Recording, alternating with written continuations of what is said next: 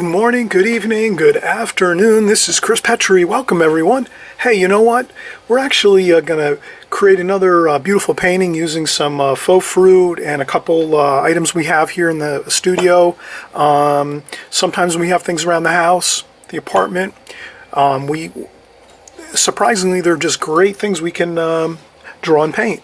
So in this painting, I have a glass jar and some flowers in it. I might not necessarily do exactly like these flowers, but I can create and use my own imagination. But a nice jar, you know, use that. I'll set that up over here across from me. And I have some faux fruit. I have a nice red delicious apple.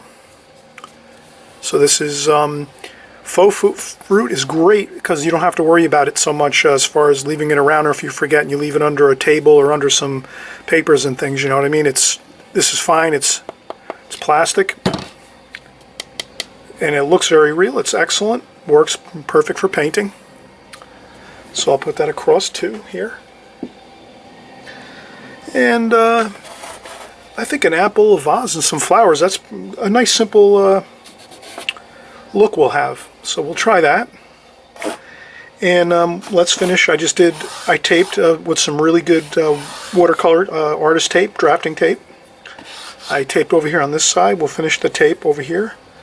And this way we tape out our borders of our painting. And then when we're done painting our small composition here, we'll pull this tape off and we'll have a beautiful finished looking painting with a border around it, which really looks great. So I'm going to tape it off.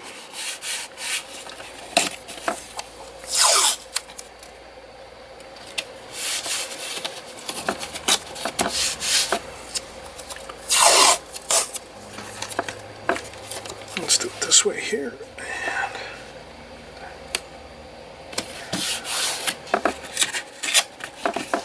Okay.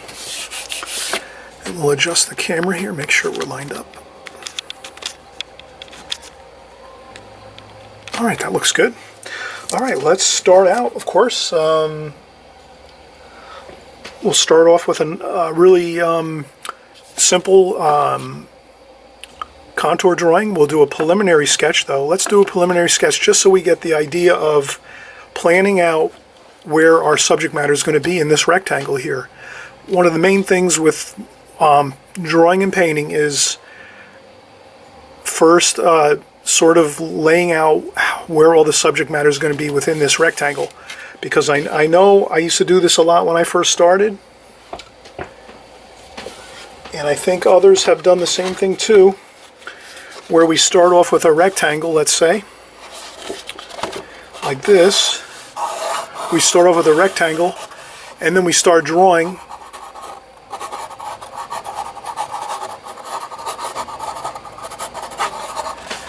And then we find that our drawing is not really laid out correctly within this rectangle. See, there's just so much negative space around this subject matter that the painting would look quite boring, I think, with just a little bit of subject matter here and then all of this empty. So that's why we try to do a preliminary sketch, and we try to think, let's fill up our rectangle with subject matter. So here, when I set up my vase across from me and my apple, now I'm going to say, I'm going to look at my watercolor paper with my border. If it helps, you can also do a penciled border. This sometimes is good. I like to do that. Pencil border.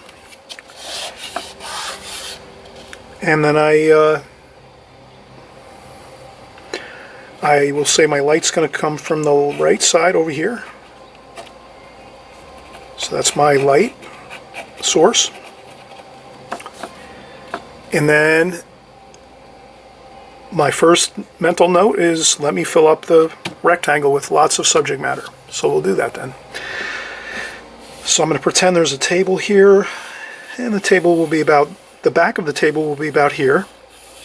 So that's about a quarter of the way above this bottom portion of the. So this is good too, to lay out. Let's say that's the bottom, middle, center, top, light, 3/4, quarter, so this would be 1/4, halfway, 3/4, and the top. So I'm looking at my table across from me and I'm saying it's about, I want it to be about here. Then I'll have my my vase is about here. So I'm going to lightly sketch it.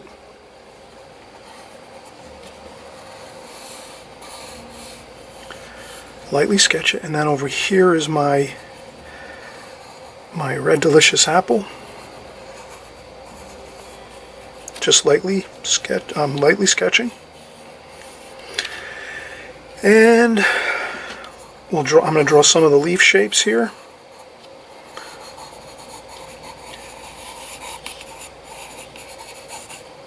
And I'm going really just sort of preliminary sketching to get the idea of where everything is going on my page here, and then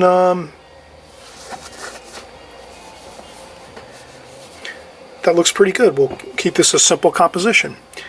Now that I have everything looking good, I'm filling up my rectangle with plenty of subject matter. Now I can go in and do my contour drawing. And maybe I'll see if I can find something here. Let me see what this is here. I'm trying to find a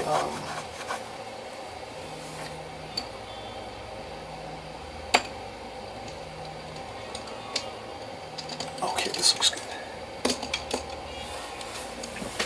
Okay, I'm gonna have this retractable pencil, and let's do the drawing. So now I'm going to do my contour drawing, and I don't want to go too slow, but I don't want to go too fast. I want to make sure I'm looking at the flower shapes and the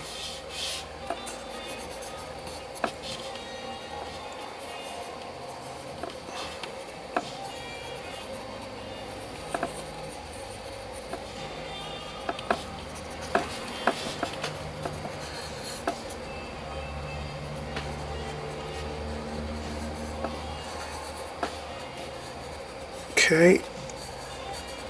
Now again, with contour drawing, I don't want to constantly silhouette everything. So one of the beautiful things about contour drawing is we're not silhouetting everything in a sense.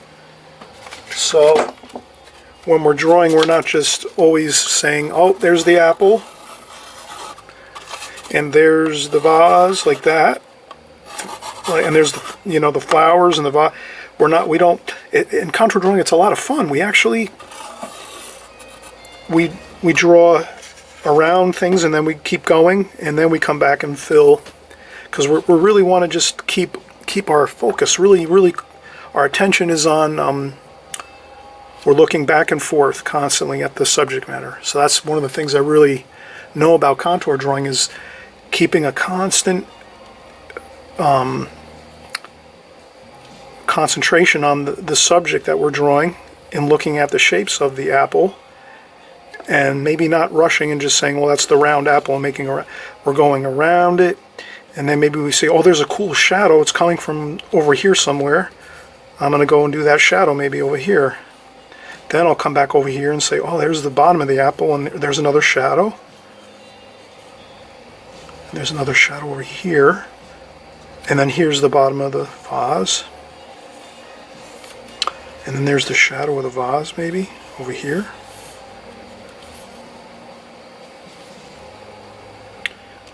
And so contour drawing, it's really fun. We're not so worried about what it actually is we're drawing. We're concerned more about the shapes, the curves, the way the lines look, the angles. And when we keep that in mind when we're contour drawing, then it's a lot more fun. So actually, let's have more fun when we paint, and not worry so much stressing out whether this looks like an apple or if it looks like an orange or whatever we're trying to draw. We'll get a good outcome if we just keep focused on the angles of everything and the curves of everything and the scale of things too. So when we're looking at something, we might just look at it for a few minutes and say, how big is that vase compared to this apple? So if we do that, we can say, compared to this vase, if we scale it, let's say if we put a scale next to it and say this is the vase, and then we come over here and we say, well, how big is the apple? The apple's about here. So we see that the vase is twice the size of the apple, or the apple is half the size of the vase. So our apple is half the size of the vase. So we could do this before we start drawing this scene, this still life. We can take out some paper just like this and, scrap paper, and kind of just maybe measure a few things or look at a few things and kind of see how it fits in with the dimensions of things. And you can do this differently. You can just make marks and say this is halfway, and that's where the top of the vase is, about halfway, and then go from there. But you kind of get an idea of scale so that we wouldn't end up with maybe like a very small apple like this and then a vase like, this big with flowers, like so. So let's say we have the flowers in the vase, we don't want to have an apple like that being this small, because then, we won't be really sticking to what we're seeing across from us as we're doing our still life. So that's all it is. It's just really about, looking at the proportions of things and, kind of getting, it's okay if it's, it doesn't have to be perfect as what I'm saying, but at least somewhat of a good representation of the scale of things in the painting, in the drawing. So if we keep going, we're just going to keep having fun here. We're ready to paint. We've already got our drawing completed. Maybe we could do, this is a clear glass vase. So let's do some stems, maybe just a few here and there. There we go.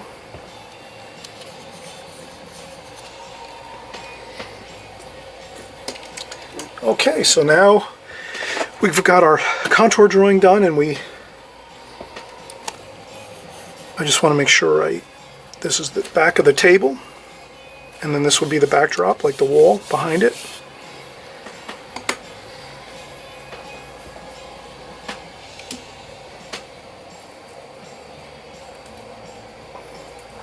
I often show this.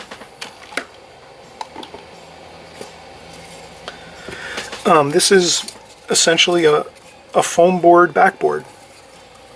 This is a small scale, and I made this, small scale to just so we could show it on the camera here. But essentially it's two foam boards, white foam boards, and some tape on the back to tape it into a right angle, an L. And then I set that down across from me on the table. And you can adjust this across from you when you're drawing. If you're going to do still lifes like this, like a vase and an apple or whatever, coffee cups, fruit, vegetables, all kinds of interesting things you have. Anything you can, you want to draw for still life. You make one of these out of the full size. I think they're about 24 inch by 24 inch foam boards, and you put two together just like that. You set it on a table. You can adjust it by putting boxes underneath it. So let's say you want the your subject matter to be higher up, maybe your eye level. Then you could take some moving boxes and set them up on the table and put your white backboard on top of the moving boxes and tape it together so it doesn't slide off, and then you put your subject matter on top. Or if you want to practice drawing looking down on your subject, you can set this right on the table, and then we put our still life on top of this, the foam board at a lower level, and then you can practice your different angles. So an easier angle is setting this up across from you so that your eye level is just about here with your subject matter on top. And then if you want to get more challenging, you can set this down lower on the table across from you where you're looking at it on an angle, and then it's a little more three-dimensional. So you get more of a two-dimensional look like this, which is a little easier to draw if you're first starting out, or if you're having challenges with drawing a little bit, you can start off with putting your foam board and your items on top of this at eye level, which would be even with your eyesight, so that it would look like this. You're barely seeing the table, maybe just a little bit, or the back, you know, the bottom, with your items on top. And then as you know, and then if you practice that for quite a while, then you can start putting it down lower, taking the boxes away and putting it on the table. If it's lower, the table's lower, and you work like that. So you can adjust your height of your working table that you're putting your still life on to get, you know, more familiar with different angles of things. All right, so we're here. We have our drawing completed. Let's start painting. We have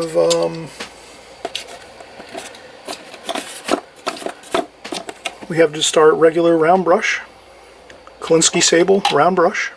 We use all the time. We have fresh goopy paint. We'll spray our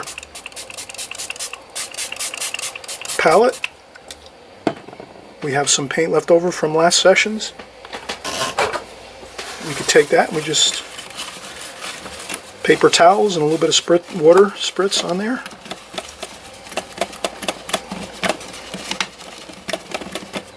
Perfect. Okay, now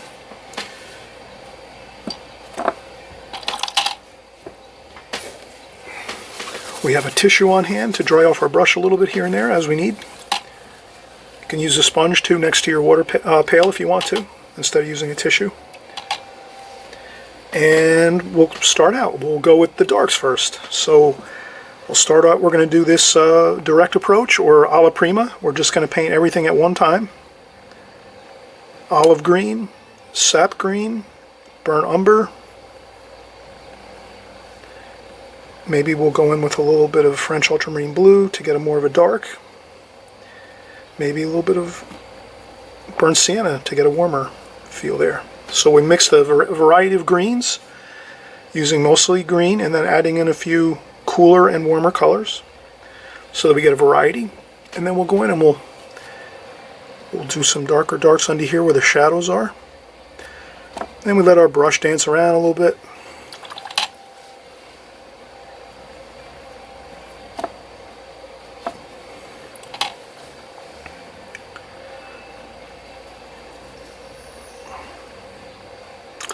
And a little bit of alizarin crimson over here.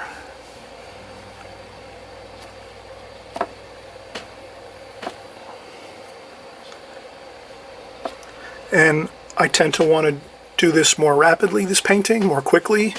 It's going to be loose, free. I'm not going to suffer over any details. I'm just going to try to get things on the painting here.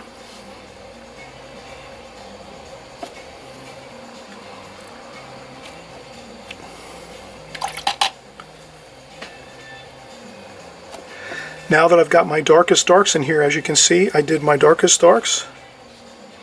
I'll let that go for a minute or two and let that work on drying a little bit for me. Let's go in and we'll start our Red Delicious Apple. Cadmium red, alizarin crimson.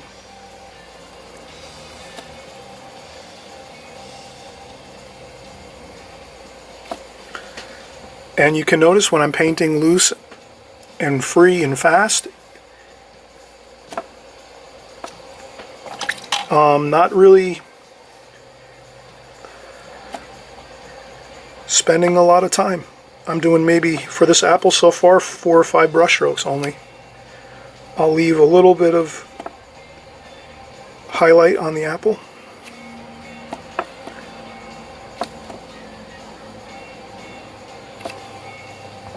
Then maybe I'll go in and get a little bit of blue, French ultramarine blue, just to put a little more shadow.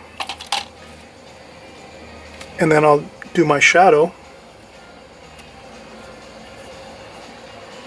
French ultramarine blue, and some of my green mix with the burnt umber.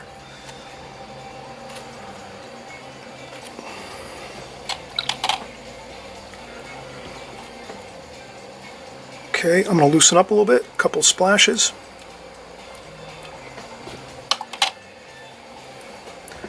I dry off my brush with the tissue and then just move this paint around a little bit.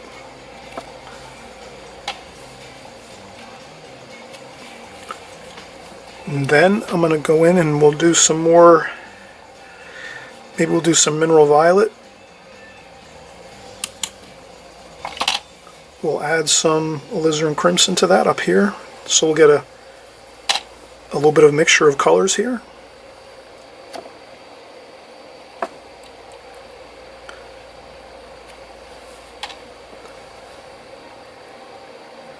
A little bit of cerulean blue too.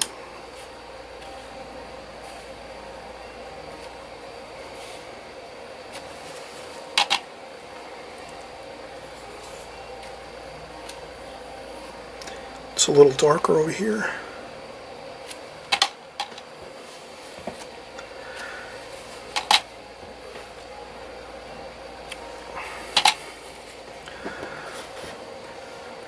Okay, more alizarin crimson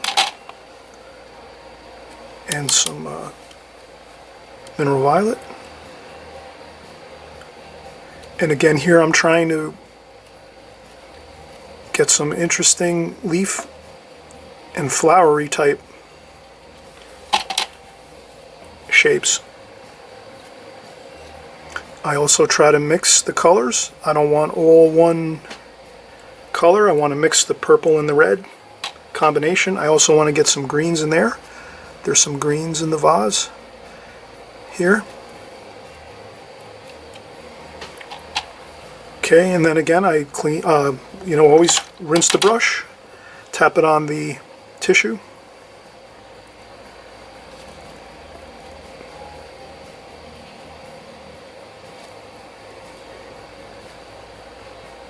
And I just try to get those nice flower type shapes, and when I'm running low on paint mixture, I just go in more mineral violet, alizarin crimson, a little bit of cadmium red, rinse off the brush, tap it on the tissue. Again, we don't want to flood the paper with tons of water. We want to keep things from getting out of control with too much water. That's an issue I had when I first started watercolor, was either not enough water or too much water. So having the tissue, drying off the brush, really helps a lot.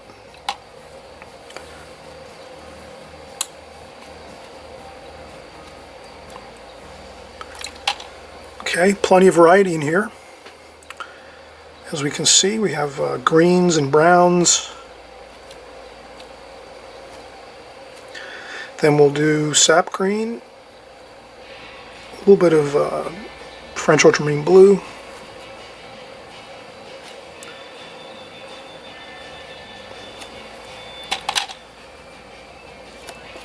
rinse off the brush, dry the brush. Maybe we could put a highlight there. Maybe a little bit of cadmium lemon yellow. You can spruce things up with a little more color if you want, or you can keep things toned down. I'm adding this little bit of cadmium lemon yellow.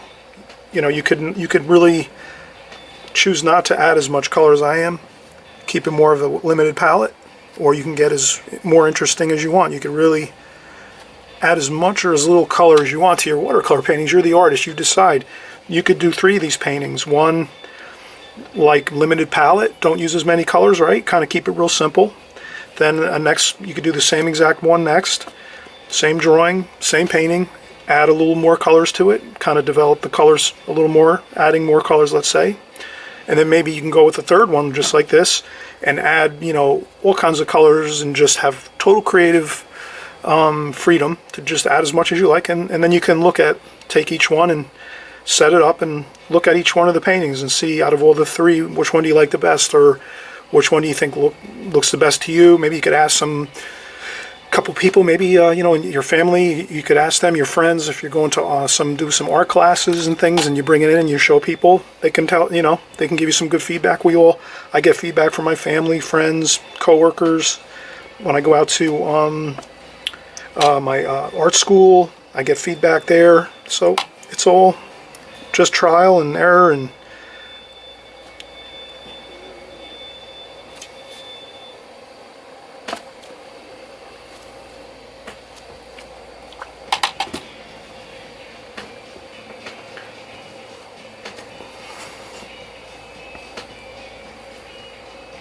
sap green, burnt umber.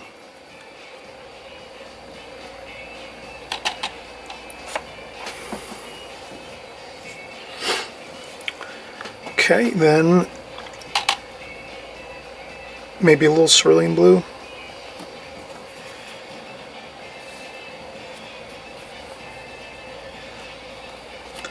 Again, here I'm doing this in a loose fashion, 2 or 3 brush strokes with some of that green mix. Added in is a little bit of cerulean blue, and it makes a good mix of colors. Alizarin crimson, burnt umber, there. Maybe just a little bit of, if that happens, too much blossoming or blooming.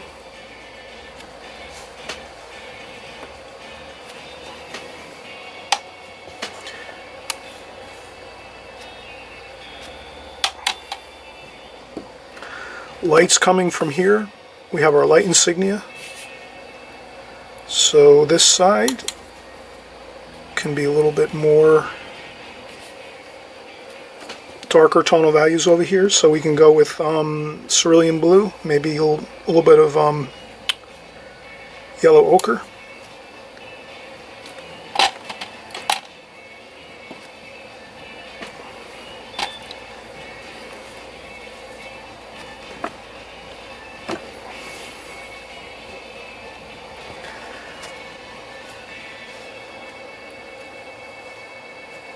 Alizarin crimson.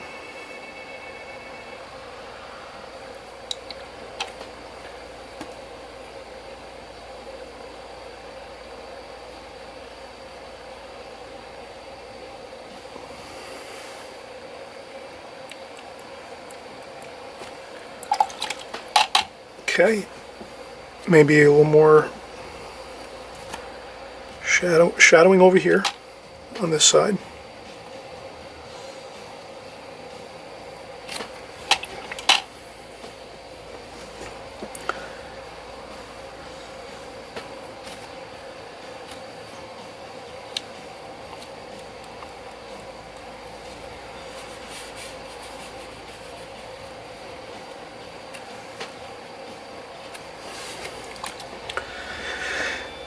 Again, light's coming from here, so we can do a little bit of mineral violet and maybe some cerulean blue.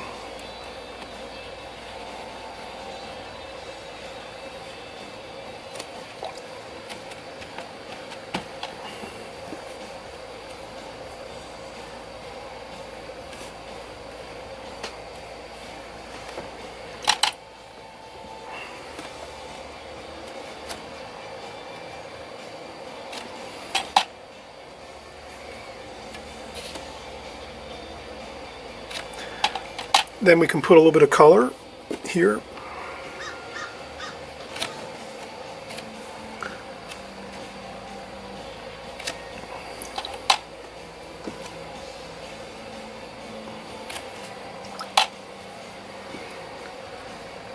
We can keep with the repeating colors.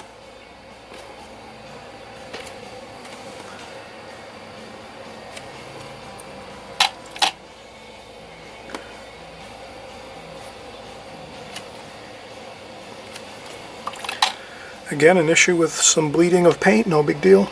Blot it up. We can let it dry a little bit and then go back in.